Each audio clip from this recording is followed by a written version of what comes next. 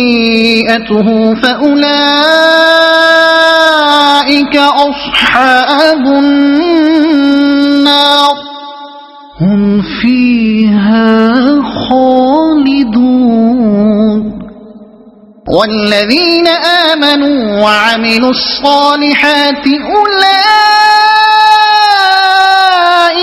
أصحاب الجنة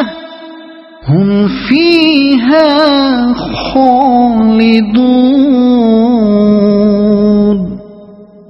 وإذ أخذنا ميثاق بني إسرائيل لا تعبدون إلا الله وبالوالدين إحسانا وذي القربى واليتامى والمساكين وقولوا للناس حسنا وأقيموا الصلاة وآتوا الزكاة ثم توليتم إلا قليلا